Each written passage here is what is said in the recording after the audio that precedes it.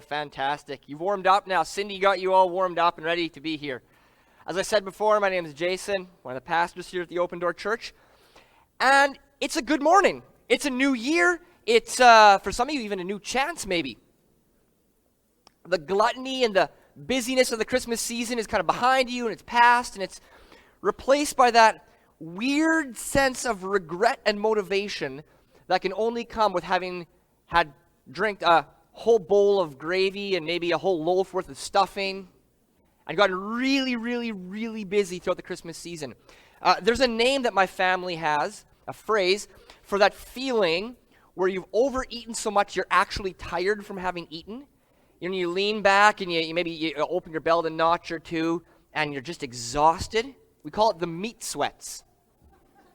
It's where you're so tired you feel like your pores are sweating ham or sweating turkey. We call it the meat sweats.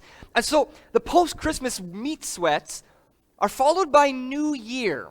And that tends to lend itself to new resolutions and commitments for the year. I'm not one for resolutions so much, but I do have goals. I like to set goals for a year. And so one of my goals this year is I'm really hoping I can run the Swamp Donkey Adventure Race again this year. It's been 3 or 4 or something years since I last did. And if you haven't been here when I talk about it, I talk about it a bunch because it was kind of the highlight of that year. It's a giant, maybe 6, 7, 8 hour, depends how fast you are, long adventure race out in the middle of the Falcon Trail somewhere. So they give you a map with grid coordinates and a bunch of waypoints and a compass. And you're in a team of 3, and you got your bike and your canoe and whatever, and you just go. And it's the first person to hit all the waypoints in order wins. And you're just out there in the middle of nowhere. After the first half hour, you pretty much don't see another team for the other 6.5 hours. It's just you in the middle of nowhere running, and it's awesome. And it's so challenging, and you're up to your chest in the swamp, which is why they call it the Swamp Donkey, and you're trudging through, and it's great if you like that sort of thing. And so the key to winning is navigation. The year I raced, actually, the second place team was a group of 65-plussers who were super good at navigation and made no mistakes. You have to be fast. You have to be well-equipped. You have to be prepared. But if you don't have your navigation down pat, you'll never win because you'll be lost the whole time, and then the helicopters have to come pick you up, and then you lose the race automatically. So you can't win without getting your compass stuff figured out. And although the fine points of compass navigation are difficult, the basics are really simple. I mean, basically, you have to know where you are. You have to know where you want to go. So let's say on a map, this is where you are, and this is where you want to go. You draw a line between that, all right? And then you take your compass, and 0 degrees is north. You rotate it till it lines up with that line, and let's say it's 60 degrees. Then all you do is you rotate the housing on your compass 60 degrees. And if you got that picture of that compass you can throw up there, it might make a bit more sense to you because you can't see this very well. Once that housing is rotated, you see it, that red line, that big red kind of open arrow, is now pointing north. Because we all know that compasses point north. But you don't always want to travel north. So once you rotate the housing of it, there's that little solid red arrow. You line it up with the hollow arrow. And that's actually such an important step that people forget. They'll do all of the steps and find all the waypoints, and then the magnetic north pulls your compass north, and off you trudge north till you hit the Arctic Circle and freeze to death or something else. But when you rotate your housing and then rotate your body till that arrow lines up with the red, it's called laying the red to bed. They say find out where you are, where you want to go, get your angle, and then lay the red to bed. Because if you don't do that, you won't be walking in the red and you're going to be getting lost. So when you're following it, you're on red. When you're not following it, you're off red. So if you're running through the woods, you might call it to your navigator, on red, and he'll look. Yeah, on red, or off red would be terrible, I guess. These things happen. And that's how you navigate. It's really actually quite simple to use compass navigation once you get the basics of it. It's kind of like harrowing a field in the pre-GPS days, right? You figure out where you are, you pick some distant object that you want to head towards, and then you just line your tractor up, and you keep on heading in that direction. And it works. Unless something goes wrong. Maybe you're wrong and you don't know where you are. I mean, the guy in this next slide, he was maybe off a little bit with his navigation. Maybe he didn't know where he was. Not that guy. The next guy. He didn't know where he was, or he picked a point that wasn't where he thought it was going. And what will happen is, my grandpa tells me this story sometimes. He thought he was going towards a tree, a very distant tree. It turned out to be a tractor. The tractor was driving sideways. And he's following, and he's following. He was 12 or 13 in the tractor, and he looks back, and he's got this gradual curve in his field. And he's got to make all sorts of correctional lines because he didn't know where he was. He didn't have the right point. So you got to know where you are, where you want to go, and then you just got to walk in the red. It's really simple. That's how you end up where you want to end up. So today at the start of the new year, I want to talk about how we can do that in our life. How can we end up where we want to end up? How can we set goals, make goals, and actually achieve goals in our life? Is this even possible?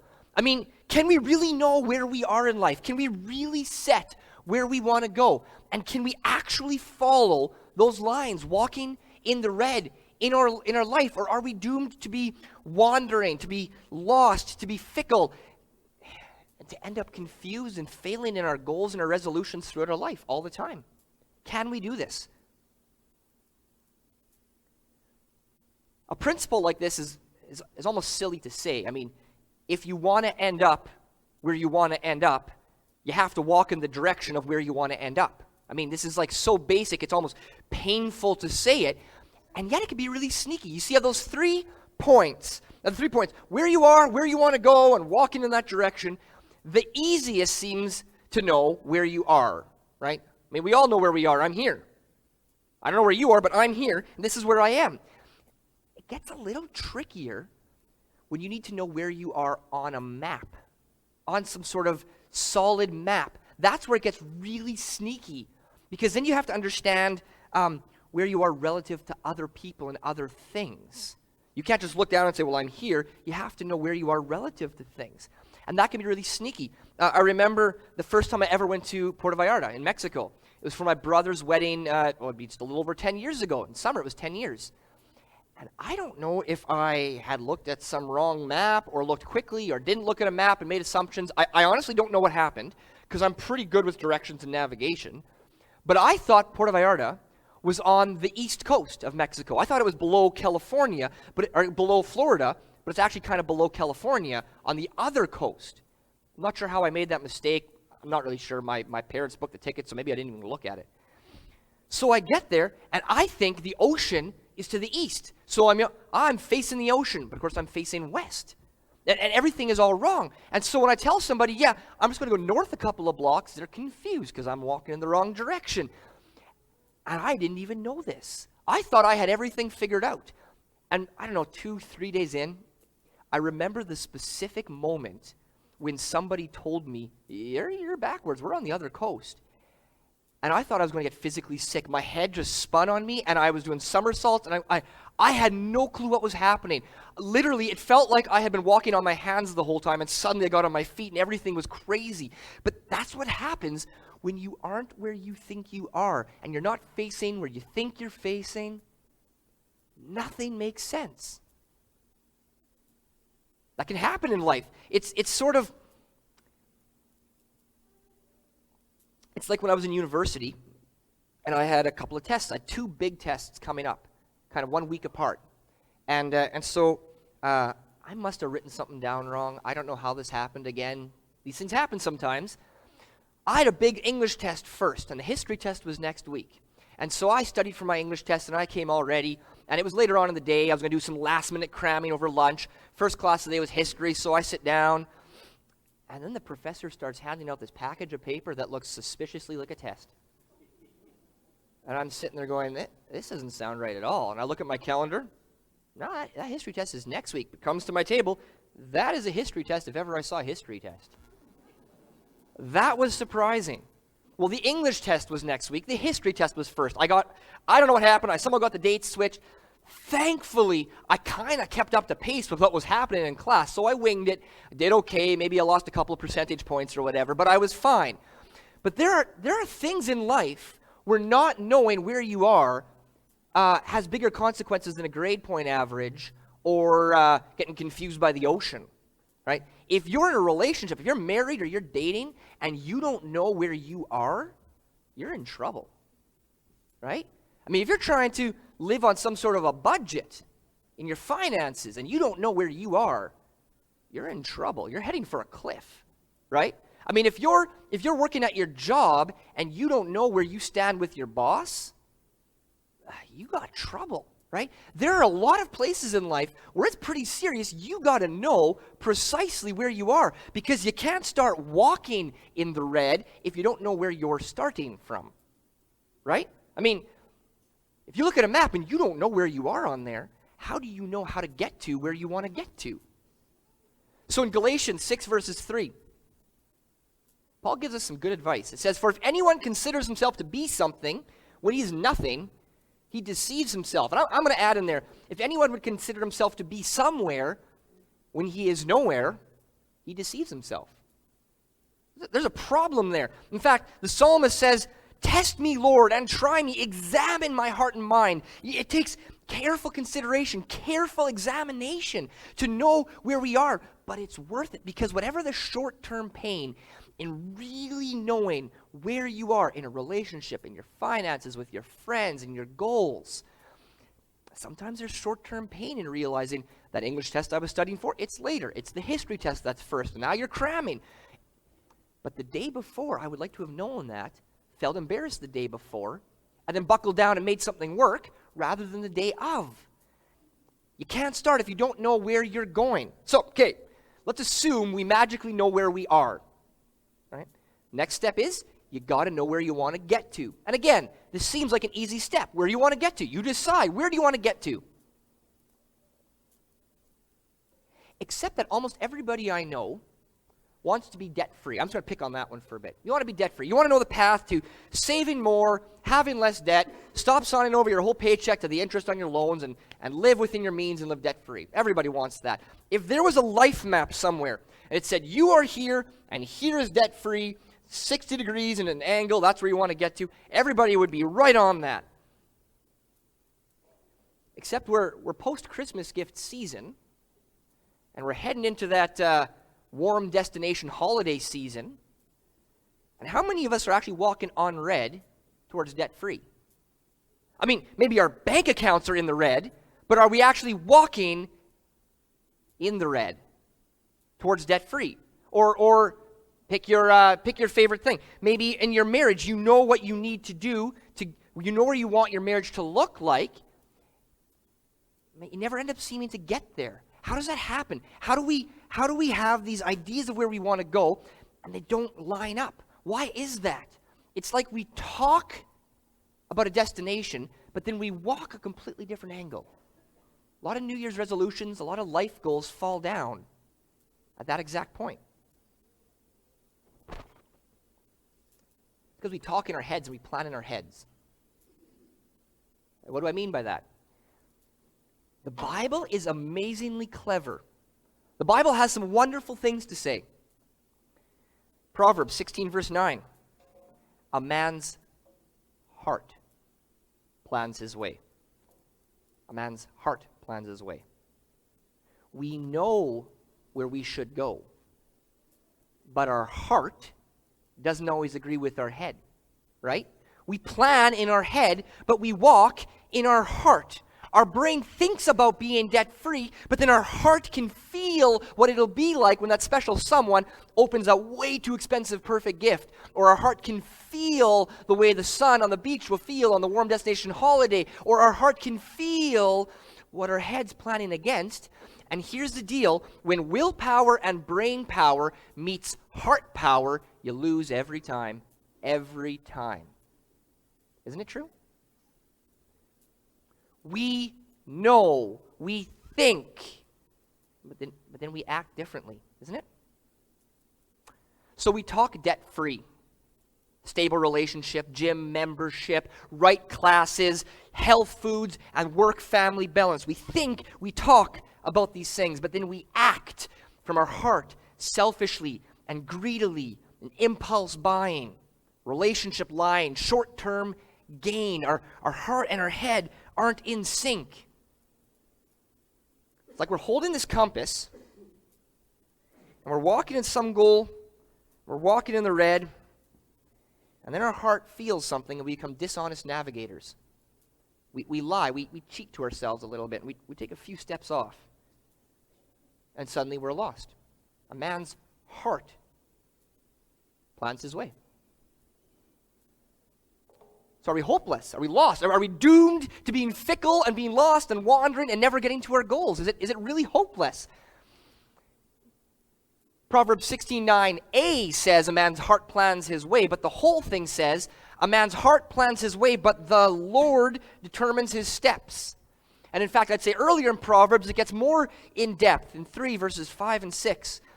Trust in the Lord. Trust in the Lord with all your heart. Give your heart to God. And do not rely on your own understanding. Don't rely on your head. Give your heart to God and don't just rely on your head knowing the way. Think about Him in all your ways, and He will guide you on the right paths. Now, I'll admit this is hard because our plans and our goals and our directions don't come easy to us, and we don't give them up easy. We don't trust God easy with them. But He's the only one who's going to change your heart. Your head isn't going to change your heart. Not once. Do you really want to get to where you want to get to? Really? I mean, do you really want to get to where you want to get to? Where you say you want to go? Where you think you want to go? Do you actually want to arrive there? Because if you do, you're going to have to give your plans to God, give your heart to God, and let the Holy Spirit guide you and make your heart new. Because He's the only one who can give you a new heart, who can plant a seed of growth and hope in your heart. Your brain can't do that. It's only in the Spirit that you can.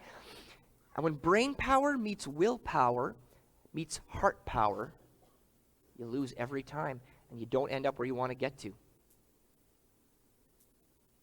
You lose every time.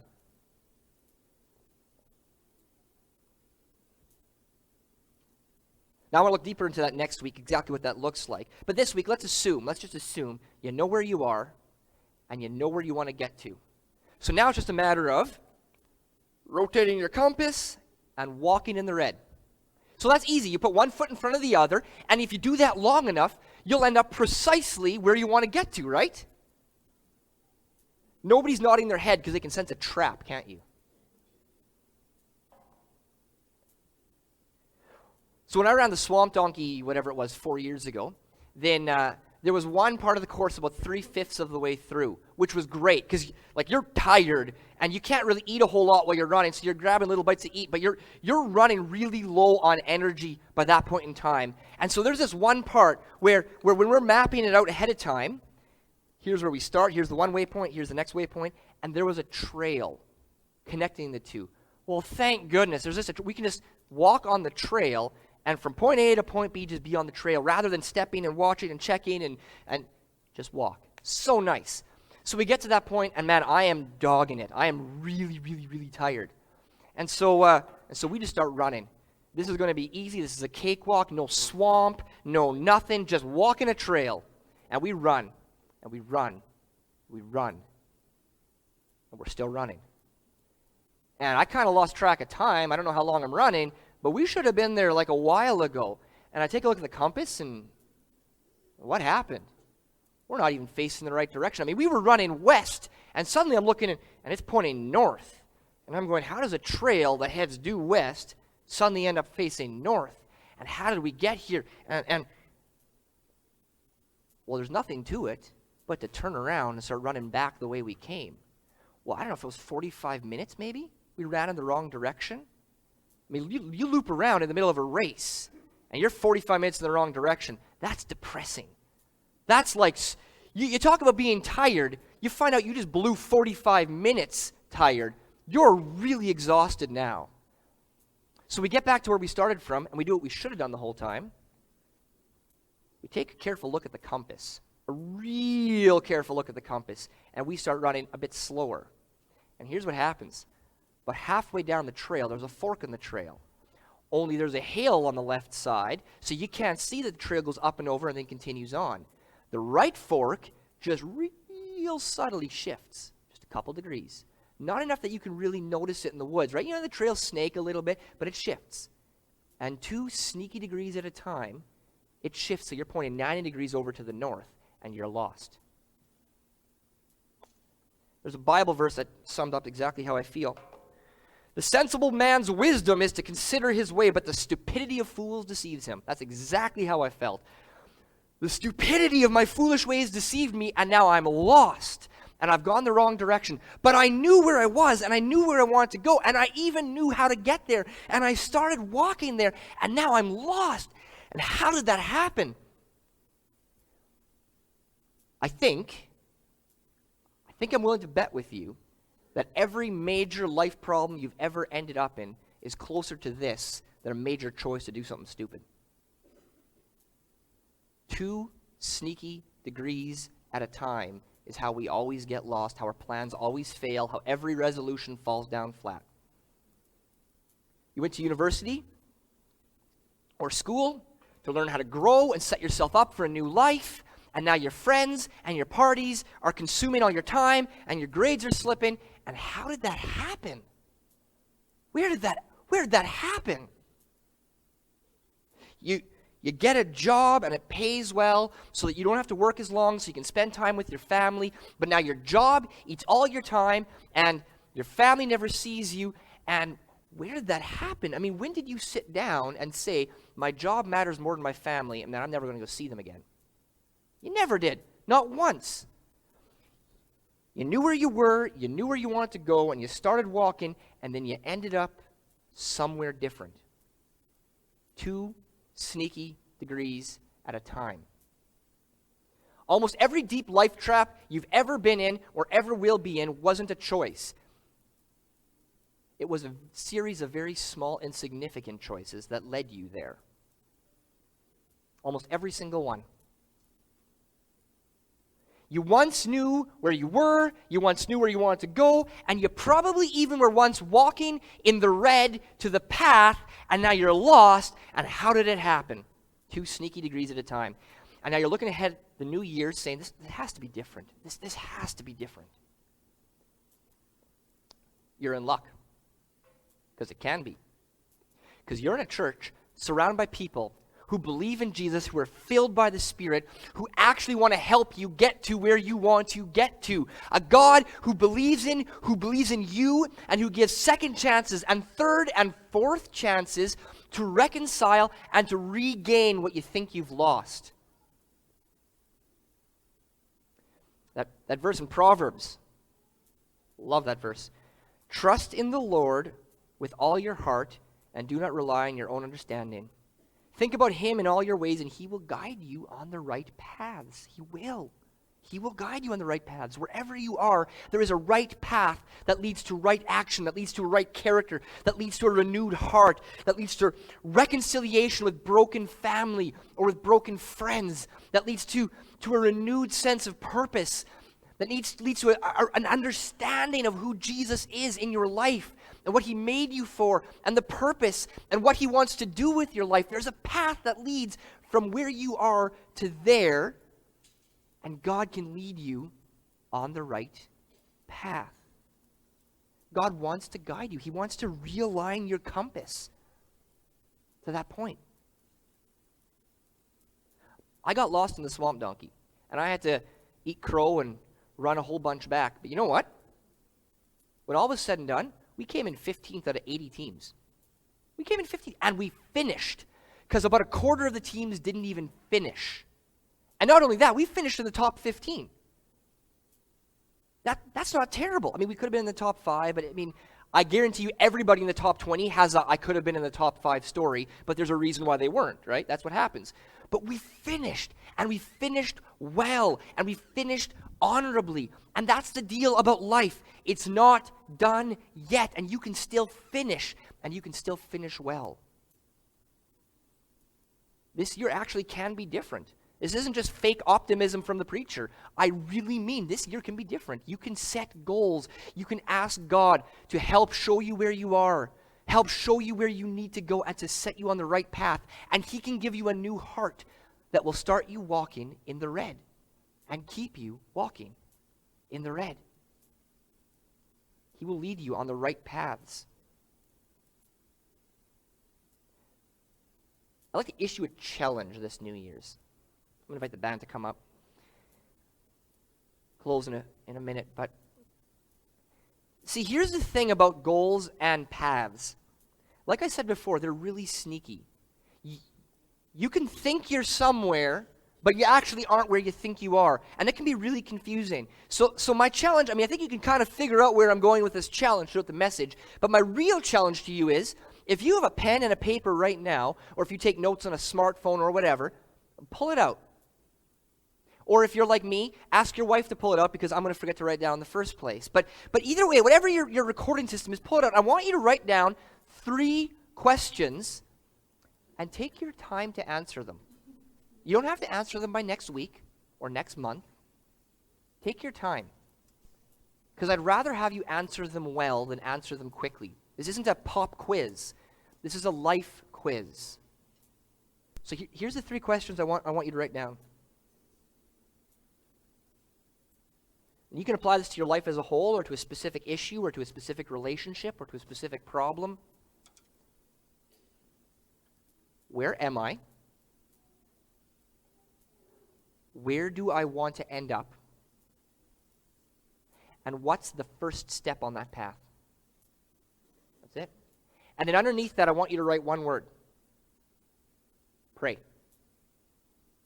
I want to invite you to pray about it. I want to invite you to give God, because so far, writing out the questions and answering them is a very cerebral head thing. And good luck when your heart hits your head and your head loses. So I want you to understand and actually write this down. But ultimately, what happens with that last word, pray, is where the rubber meets the road. Because that's where you invite the Holy Spirit onto this journey, to add clarity, to add power, to come into your life, to merge. We were talking about last Sunday where God and man can come together and can make something different. The Holy Spirit can actually enter into your life, enter into this question, and can actually make something different, so that this year you can make a difference in your family, or in your community, or at your job, with your friends. You can actually make a difference this year.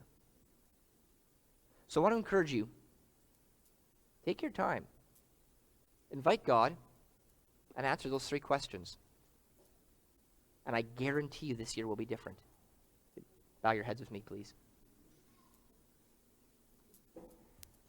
Heavenly Father, your mercies are new every morning, and we thank you for that. Lord, this is a new year, and your mercies are certainly new right now. God, whatever happened in the last year, just right now, actually with everybody here, I get you to raise your hand. Just lift one hand up. Both hands up, whatever. And Lord, as we raise our hands and welcome you here, Lord, I just ask right now that you would cut off from us all of the garbage from last year. Lord, I just pray that we would leave it there. God, I know in my head and in my heart that you left it there last year. Lord, I pray that we leave it there last year. And we let our new year start fresh. God, I ask that you would give us a renewed sense of purpose, even if we don't know quite for what. Lord, at least for you, that we would be hungry for your word on our heart. We'd be hungry for your spirit in our life. And we'd be hungry for a change to know you more and to look like you more this year. And so, God, right now, I just pray for everybody who answers those 3 questions or begins to tackle those 3 questions, that you would come upon them in your spirit mightily, with clarity and with love and with compassion, God, guiding them in the ways they should go and in the right path. Lord, right now I pray you would rise up a new generation in this church. Lord, a generation of people who want to serve you and love you and look like you and serve those around you. And I just pray right now for the reconciliation and the healing that those need who need to cut off last year, and the strength and the authority and the power for those who want to move into this new year and do something different. Lord, I just pray right now that as people take these steps of faith, God, you would answer like a thunder crack rolling ahead of them, that their steps would be your steps and their ways would become your ways, Lord, and that we would see a change in the character of more people this year than the last decade combined, God. And I know you can do it because your power is mighty and your word is love. And so, God, I just pray that right now over everybody here as they answer those questions. And Lord, I pray that you would give them peace and a blessing this week as well. In your precious and holy name.